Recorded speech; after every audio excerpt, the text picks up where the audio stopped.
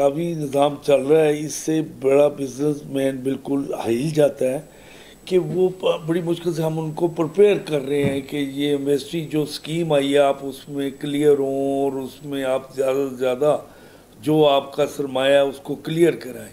लेकिन ऐसे ये तरीके से ये फिर जो पकड़ दकड़ शुरू हो जाती है, इससे बिज़नेस कम्युनिटी बहुत घबरा जाती है, क्योंकि ऑलरेडी इस वक्त जो बिज़नेस का खसारा, मैं आज अभी सारा कुछ देख रहा था कि इस वक्त जो बिज़नेस का खसारा है वो इतना डाउन चला गया है कि लोगों बाज़ार बिल्कुल एक किस्म के ना होने, मार्केटें बंद होकर बैठी हुई हैं।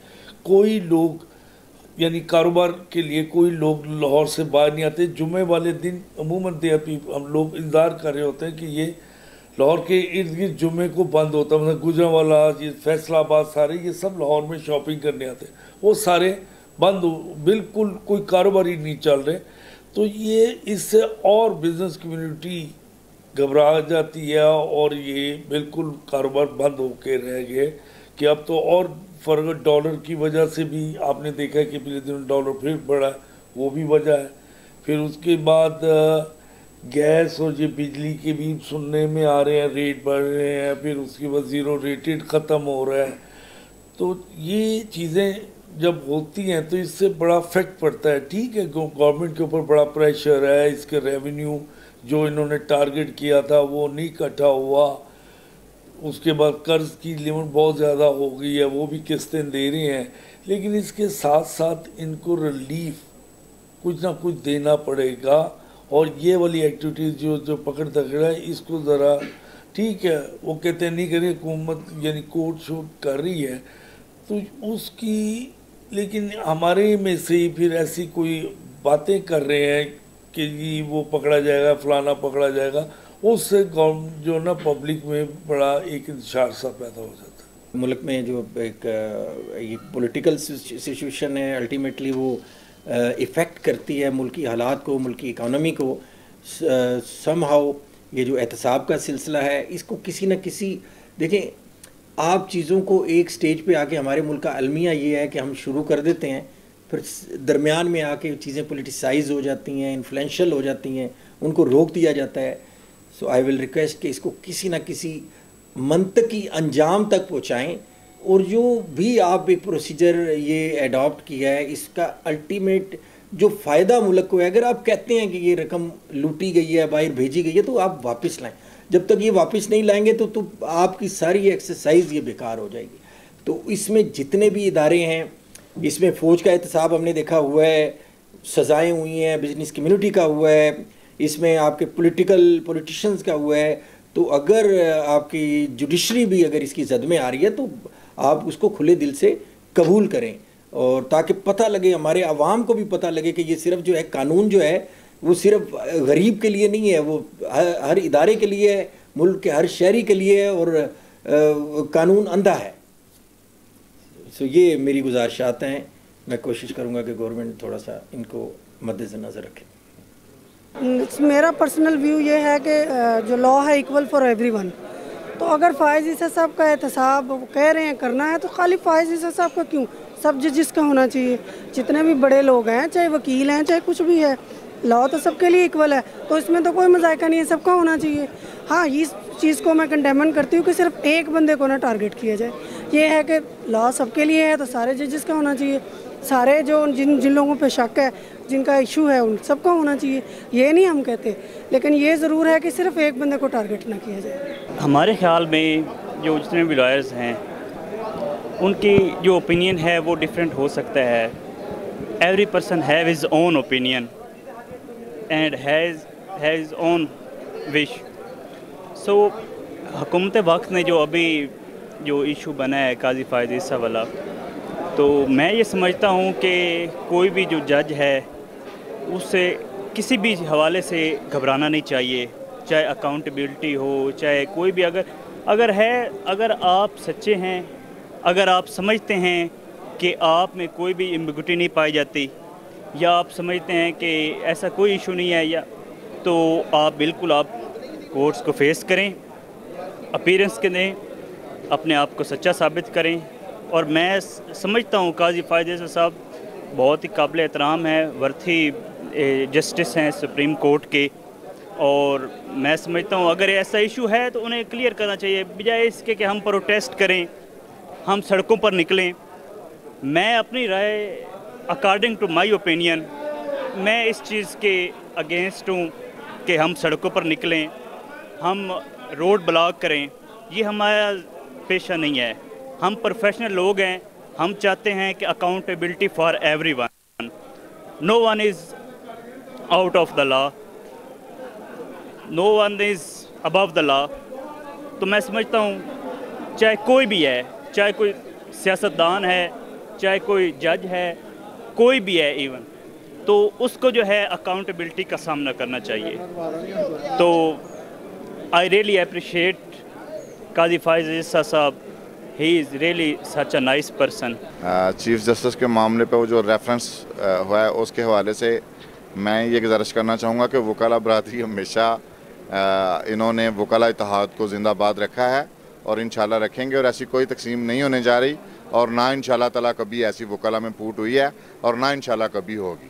اس وقت جو ہمارے ملک میں احتساب کا سلسلہ چل رہا ہے وہ پک اینڈ چوز ہے، بڑا روتھلیسلی اکاؤنٹیبلٹی ہونی چاہیے۔ بہت بڑی بڑی مچھلیاں ہیں جن کی طرف کوئی آنکھ اٹھا کے نہیں دے سکتا۔ اس نظام کو بدلنا ہوگا، احتساب سب کا کرنا ہوگا، اس میں کسی طبقے کو بھی کسی جگہ سے چھوٹ نہیں ہوگی، اور تب جا کے یہ احتساب کا نظام چلے گا اور اس سے ملکی اور عوام کو فائدہ ہوگا۔ یہ جو پک اینڈ چوز کا نظام چل رہا ہے اس سے بلکہ ایک بڑی شک اور کی نگاہ سے دیکھا جا رہا ہے، اور ان لوگوں کو جن کا احتساب ہو رہا ہے اگرچہ وہ صحیح ہو رہا ہوگا، ان کو ایک موقع فراہم کیا جا رہا ہے کہ وہ اپنی ہیو اینڈ کرائی ریز کریں اور یہ کہیں کہ ہمارے ساتھ کوئی ایسی ڈسکرمنیشن ہو رہی ہے۔ اگر اس عدل کو، اس اکاؤنٹیبلٹی کو، اس احتساب کو تمام طبقات کسی کو بھی مقدس گائے نہ رہنے دیا جائے اور ان سب کا کھلے عام احتساب ہو، تو اس ملک کا، اس عوام کا انشاءاللہ بھلا ہوگا اور پاکستان خوشحال و ترقی کرے گا، اور اس سے ہمارے عدل کا نظام بھی، ہمارے دیگر اداروں میں بھی یہ ایک صاف اور شفاف ماحول پیدا ہوگا، اور اس سے ہماری نیک نامی ہوگی، اور انشاءاللہ پاکستان 10 سال میں ایشیا کا بہت بڑا ٹائیگر ہوگا۔ لیکن جس انداز سے یہ چل رہا ہے پک اینڈ چوز کے ساتھ، اس سے ہم کسی طرح بھی قرین انصاف نہیں سمجھتے، اور اس میں یہ ہے کہ یہ جو عصبیت کا یا کوئی اسی طرح سے ڈسکرمنیشن کا پہلو نمایاں ہو رہا ہے، یہ کسی طرح سے بھی نہیں رہنا چاہیے۔ جب آپ ان تمام طبقات پر جو مقتدر رہے ہیں اور جو اقتدار سے جنہوں نے بے پناہ فائدہ اٹھایا ہے، اس پاکستان کی ایسٹ کے ساتھ انہوں نے کھیلا ہے، اور عوام کے ایکسچیکر کو انہوں نے باقاعدہ پر مس اپروپریٹ کیا ہے یا مس یوز کیا ہے، ابیوز کیا ہے، ان تمام کو اس دائرہ کار میں لاتے ہوئے ان کا احتساب ہونا چاہیے۔ اور پاکستان کے وہ ادارے جو احتساب کرتے ہیں وہ خود بھی اپنے آپ کو صاف اور شفاف رکھیں، وہ کسی طرح سے بھی کسی کرپشن میں، کسی مس اپروپریشن میں، کسی ہڈن ہینڈ کے ساتھ مل کر کسی کو نہ چھوڑیں۔ یہ اللہ کی طرف سے ان پر بھی عذاب ہوگا اور اس کا ان کو بھی حساب دینا ہوگا۔ اس لیے ہم سب پاکستانی اس چیز کی امید رکھتے ہیں کہ وہ حلقے جن کا ابھی تک کبھی بھی احتساب نہیں ہوا، ان کا بھی احتساب ہونا چاہیے۔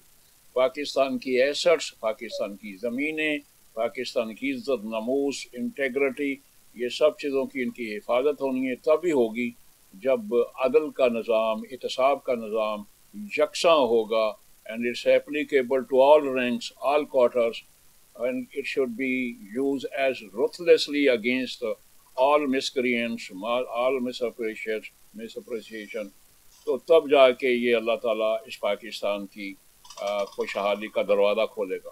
یہ جس طرح کا احتساب ہو رہا ہے اس کو تو میرے خیال میں سپورٹ نہیں کرنا چاہیے۔ یہ احتساب کوئی پراپر نہیں ہے، یہ پک اینڈ چوز ہے، وکٹمائزیشن ہے، اور جب سے یہ احتساب کا ادارہ بنا ہے یہی کام ہوتا رہا ہے۔ کسی بھی گورنمنٹ نے، کسی بھی پارٹی نے کسی دوسرے کو سپیئر نہیں کیا۔ جب وہ اپوزیشن میں ہوتے ہیں तो अपने जहन के अंदर, अपने दिल के अंदर कीना और बुग़्ज़ रखते हैं कि जब हमारी बारी आएगी इनको रगड़ा देंगे, और रगड़ा देने के लिए ये एक अदारा बनाया हुआ है। और इस अदारे ने भी अपने तौर पे कोई इंडिपेंडेंटली काम नहीं किया। अब अपोजिशन बार बार ये कह रही है कि हुकूमत के अंदर वो जो लोग बैठे हैं, उन लोगों का जो कैबिनेट के अंदर बैठे हैं, उन लोगों पे भी केसेस हैं, इवन वज़ीर आज़म पे केस हैं। अगर वो वज़ीर आज़म का केस नहीं बनता तो उसको ड्रॉप करें, कहें कि केस नहीं बनता। अगर उसके ख़िलाफ़ प्रूफ मौजूद हैं तो फिर वो भी होना चाहिए। और इसी तरह किसी और के ख़िलाफ़ अगर वो हुकूमत में बैठा है तो ये नहीं है कि उसको स्पेयर कर दिया जाए और ये सिर्फ 2 पार्टियां या 3 पार्टियां रह गई हैं, इनके ख़िलाफ़ केसेस बना दिए जाएं। ये इस किस्म का एहतसाब जो है कोई भी इसको सपोर्ट नहीं करेगा। अगर नीयत इनकी अच्छी है और वाक़यातन एहतसाब करना चाहते हैं तो सबके साथ एक जैसा सलूक करें, लेकिन वो ये एहतसाब वाला ये जो अदारा है ये नहीं कर सकता। ये इंडिपेंडेंट अदारा रहा नहीं है। और अब जो इसमें सरबराहान हैं, मैं नाम नहीं किसी का लूँगा, बहुत सारे लोग ऐसे हैं जो खुद डिस्प्यूटेड हो चुके हैं, तमाम पार्टियों के लिए डिस्प्यूटेड हो चुके हैं। और फिर ये जो सियासतदानों का एहतसाब है, अगर कोई वाज़े तौर पर कोई ऐसी गलती सामने नज़र नहीं आती, कोई करप्शन नज़र नहीं आती, तो ये जो तजस्सुस में जाके केस बनाना बड़ी मुश्किल से कि ये हो गया वो हो गया, ज़रबें तकसीमें दे के, इससे बेहतर तो वो पर्ची है। जो करप्ट आदमी है, जो कुछ नहीं करता, जो आवाम के लिए अच्छा नहीं करता, जो मुल्क के लिए जिसके दिल के अंदर मोहब्बत नहीं है, आवाम उसको रिकॉग्नाइज नहीं करती। और जैसे ही वोटिंग होती है वो पर्ची उसकी, वो जो डब्बे में से पर्चियाँ निकलती हैं वो बता देती हैं कि ये बंदा जो है ये करप्ट है, बेईमान है, या ये बंदा जो है वो काबिल नहीं है, या इस काबिल नहीं है कि इसको नुमाइंदगी दी जाए। तो वो एक एहतसाब का निज़ाम तो आवाम के इलेक्शन के ज़रिए भी मौजूद है। और अगर वाज़े तौर पे पता नहीं होता एहतसाब वालों को, एंड तक अदालत में केस पहुंच जाते हैं और पता नहीं होता कि वो कब, कहाँ, कैसे इसके ख़िलाफ़ सबूत इकट्ठे करे, सबूत होते नहीं हैं। इसी तरह एक पिक एंड चूज़ ये है कि एक के ख़िलाफ़ केस है, वो इंक्वायरियाँ चल रही हैं, एक को बुलाया जाता है, उसको गिरफ़्तार कर लिया जाता है। एक क्राइटेरिया रखें। अब जब नवाज शरीफ की बारी थी, मैं नाम लेके बता रहा हूँ, उसको तो किसी ने गिरफ़्तार नहीं किया, सीधा रेफरेंस दायर हुआ और वहाँ वो जाके पेश हो गए। और जिस दिन सज़ा और जज़ा का दिन था, फैसला होना था, उनको सज़ा हुई, उनको गिरफ़्तार कर लिया। अब यही क्राइटेरिया रखें फिर सबके साथ कि इसमें ज़मानत करवाने की ज़रूरत नहीं है, रेफरेंस दायर होगा, जब तक वर्डिक अदालत की नहीं आएगी उस वक्त तक किसी को गिरफ़्तार ना किया जाए। अब एक को गिरफ़्तार कर लिया जाता है, दूसरे को नोटिस दे के बुलाया जाता है, किसी और वजह से बुलाया जाता है, अचानक उसको जो है ना अरेस्ट कर लिया जाता है। तो क्राइटेरिया एक नहीं है, कोई इसके अंदर इक्वालिटी नहीं है, कोई इसके अंदर नीयत साफ नज़र नहीं आ रही। तो अभी जो रिसेंटली गिरफ्तारियां हो रही हैं, बजट का मौका है, इसको 15 दिन के लिए मौखर कर लेते, किसी को कहने की जरूरत ना होती, कोई ये ना कहता, आम हालात के अंदर कर लेते। एकदम से ये जो गिरफ्तारियां शुरू हुई हैं, साफ नज़र आ रहा है कि वो बजट का जो इजलास बुलाया हुआ है, बजट इजलास में शायद उनके पास वो पूरे नहीं है मेंबर, और उसको ये एहतसाब वाले सपोर्ट कर रहे हैं कि हम इनके मेंबर जो हैं इनको गिरफ्तार करते हैं और उसके बाद आपके लिए आसानी हो जाएगी, और दूसरे डर जाएंगे और शायद ये बजट इजलास जो है कामयाब हो जाएगा। तो इस तरह के इसको मैं तो रिकॉग्नाइज नहीं करता। एहतसाब या अकाउंटेबिलिटी का अमल जो है ये इतना पुराना है जितनी इंसानियत पुरानी है। हम गार के इंसान से लेके आज तक देखते आए हैं कि खुद हिसाबी का अमल और एहतसाबी का अमल जारी है। जब हम इस्लाम की बात करते हैं तो इस्लाम के जो one of the most important और बेसिक प्रिंसिपल्स हैं जो बहुत ही स्ट्रिंजेंट और बड़े हार्ड हैं, उनमें एक एहतसाब का अमल है। अगर हम तारीख़ इस्लाम पे नज़र डालें तो पता चलता है कि सैयदना उमर फ़ारूक रज़ी अल्लाह ताला अन्हा एक दिन जुमे की नमाज़ का खुतबा देने के लिए आप खड़े हुए तो एक बद्दू ने सवाल किया कि जो बूटी आई थी फ़लाँ जंग में से सामान आया था उसमें एक एक चादर थी, आपके पास 2 चादरें कहाँ से आई हैं? तो खलीफा वक्त ने जवाब दिया कि एक मेरी चादर थी, एक मेरे बेटे की चादर थी, उन 2 चादरों से मिला के मैंने अपना बना लिया है। इसी तरह अगर हम देखते हैं नबी अकरम सल्लल्लाहु अलैहि वसल्लम की लाइफ पे और कुरान और सुन्नत पे, तो नबी अकरम सल्लल्लाहु अलैहि वसल्लम ने फरमाया कि तुमसे पहली उम्मतें इसलिए तबाह व बर्बाद हो गई कि वहाँ जो एहतसाब का अमल था उसके कवानीन बिल्कुल डिफरेंट थे। उमरा के लिए एहतसाब का कवानीन मुख्तलिफ थे और गुरबा के लिए मुख्तलिफ थे, इसलिए उन कौमों की तबाही हो गई। آج اگر ہم اپنی قوم پہ نظر ڈالیں تو وہی کچھ ہے جو نبی اکرم صلی اللہ علیہ وسلم نے ہمیں آج سے 1300 سال پہلے بتایا کہ ہمارے لیے بھی بدقسمتی سے یہ کہنا پڑتا ہے، میں قانون کا ادنا سا طالب علم ہوں، کہ ہمارے لیے بھی عمرہ کے لیے جو ہے نا قوانین ڈیفرنٹ ہیں، غربا کے لیے ڈیفرنٹ ہے. ایسا نہیں ہونا چاہیے. ہم لوگوں کو بطور قانون کے طالب علم بحیثیت قانون دان ہمیں اس بات پہ کبھی یقین ہے اور ہونا چاہیے اور ایمان ہونا چاہیے کہ جو احتساب کا عمل ہے وہ جاری رہنا چاہیے. کوئی بھی شخص جب قرآن اور سننا کہتا ہے کہ کسی بھی قانون سے آپ مبرہ نہیں ہیں، ہمارا آئین کہتا ہے ہم کسی سے مبرہ نہیں ہیں، CRPC کہتی ہے مبرہ نہیں ہیں، PPC کہتی ہے کوئی شخص مبرہ نہیں ہے، تو پھر ہمیں ایٹ لیسٹ کوئی اختیار نہیں پہنچتا کہ ہم احتسابی کے عمل کو روکنے کی کوشش کریں، اس میں روڑے اٹکائیں یا اس کو کوئی اور نام دیں. جہاں تک آپ نے پرٹیکولر کہا کہ سپریم کورٹ کے آنریبل جج صاحب کے احتساب کی بات ہے، تو میں کہتا ہوں کہ آنریبل سپریم کورٹ کے جج صاحب he is one of the best ججز آف آور سپریم کورٹ، اور ان کو اپنے آپ کو والنٹائرلی پیش کرنا چاہیے کہ ٹھیک ہے میرا احتساب کریں. اس کے بعد وہ جب اس پروسیس سے گزر کے دوبارہ اپنی سیٹ پہ واپس آئیں گے تو یہ اسی طرح ہوگا کہ جیسے سونا جو ہے وہ کندانی سے گزر کے آگ سے گزر کے کندن بن کے سامنے آتا ہے، کوئی بندہ ان کی طرف فنگر نہیں اٹھا سکے گا، انگل نہیں اٹھا سکے گا. اور جو ججز کا کنسیپٹ ہے، تاریخ عالم دیکھ لیں یا تاریخ امہ دیکھ لیں یا تاریخ دنیا کی کوئی مثال لے لیں، ہمیشہ جو ججز کا احتساب ہے وہ ڈیفرنٹ ہوا ہے اور سٹرنجنٹ ہوا ہے، عام آدمی سے بہت بہتر. ان سے ہم بہت ہائی لیول کے مورائلز، ہائی لیول کے ایٹیٹیوڈ، ہائی لیول کی اخلاقیات، ہائی لیول کی ایمانداری، ہائی لیول کی اخلاقیات توقع کرتے ہیں. کیوں کرتے ہیں؟ کہ ہم ان کے سامنے پیش ہوتے ہیں، ہم یا اللہ کے سامنے جھکتے ہیں یا ان کو وہ کرتے ہیں. اتنی بڑی عزت، اتنا بڑا عہدہ جو ہے وہ اتنی ہی زیادہ احتسابی سخت ان کی مانگتی ہے. یہ میں نہیں کہتا، یہ قانون اسلام اور سننا کہتی ہے. تو اس لیے میں اور میرے تمام رفقا اور جتنے بھی پروفیشنل لائرز ہیں ان کی یہ کنسنسس ہے، متفقہ رائے ہے کہ جو احتسابی کا عمل ہے وہ کسی ایک جگہ بھی نہیں رکنا چاہیے، اس میں کوئی بھی سیکریٹ کو نہیں ہونا چاہیے.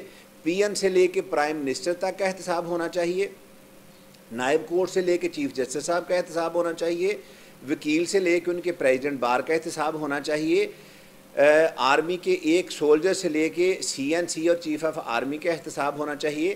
ہماری تباہی صرف ہوئی اس لیے ہے کہ ہمارے ہاں کرپشن اتنی زیادہ پنپ چکی ہے، وہ فائنینشیل ہے، وہ اخلاقی ہے، ہم اس کو کرپشن سمجھنا چھوڑ گئے ہیں، اور نتیجے کے طور پہ ہمارے تمام ادارے جو ہیں وہ تباہی و بربادی کا ایک منہ بولتا ثبوت ہیں، اور ہم ترقی کی راہ سے پیچھے نکل گئے ہیں. ایک وقت تھا کہ مسلمانوں کی مثال دیا کرتے تھے، جب کرتبہ اور اسپین میں مسلمانوں کی ترقی کے مناظر دیکھے، وہ پڑھتے تھے، ان میں 2 نمبریاں نہیں تھی، ان میں ریسرچ ورک کی عادت تھی. اب ہمارے یہاں شارٹ کٹ کی عادت ہے. شارٹ کٹ کی عادت کیوں ہے؟ صرف کرپشن کی وجہ سے. جب تک یہ کرپشن نہیں ختم ہوگی ہمارا ملک ترقی نہیں کر سکے گا.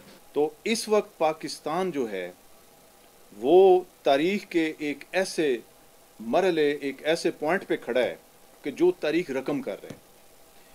اس کی وجہ یہ ہے کہ یہ احتساب جو ہے، یہ تو جب پاکستان نمودار ہوا تھا، بنا تھا، مرز وجود میں آیا تھا، اس وقت سے ہی احتساب کا نظام جو ہے وہ ملک میں بڑے سخت طریقے سے رائج ہونا چاہیے تھا. اور یہ ہماری قوم کی بدقسمتی رہی ہے کہ یہ اس وقت اپنی اصل شیپ میں احتساب نہیں ہوا، اور اسی وجہ سے آج ہمارے یہ مسائل ہیں. آج ہم مختلف مسائل کا شکار ہو رہے ہیں. ہماری آنے والی جو نسلیں ہیں ان کو ہم ایک جو بیسٹ فیوچر ہوتا ہے وہ نہیں دے سکے. اس کی صرف وجہ یہی ہے کہ احتساب کا نظام جو ہے وہ ہمیشہ سے پاکستان میں نظریہ ضرورت کی بھینٹ چڑھا ہے. اب نظریہ ضرورت جو ہے وہ ہر جگہ پہ ہمارے آڑے آ رہا ہے. آپ دیکھیں کہ ہماری بیوروکریسی، ہمارے مختلف سیاستدان، کئی ایسے لوگ ہیں کہ جنہوں نے اس مصلحت کے تحت کام کرتے ہوئے احتساب کو کمزور کیا ہے اور وہ آگے نکل گئے ہیں. وہ آگے نکل گئے ہیں لیکن ملک جو ہے وہ آگے نہیں نکل سکا. تو اس میں اب ہمیں ایک امید کی کرن سامنے آئی ہے. یہ نئی جو گورنمنٹ آئی ہے، ہم اس کے اوپر پورا اعتماد کرتے ہیں، اور اس میں جناب ہمارے جو وزیر اعظم صاحب ہیں، پوری دنیا ان کو اس پوائنٹ کے اوپر اپریشیٹ کرتی ہے کہ he is a very honest and very bold leader of the Pakistan. تو اب ہماری عوام کے ذہن میں ایک یہ بات واضح ہے کہ اگر اس وقت نہیں تو کبھی بھی نہیں. تو اس لیے ہمیں اب اس گورنمنٹ کو پورا سپورٹ کرنا چاہیے. اس میں خواہ احتساب کے سامنے کوئی سیاستدان آئے, کوئی اس میں بیوروکریٹ آئے, کوئی اس میں آرمی آفیسر آئے, کوئی اس میں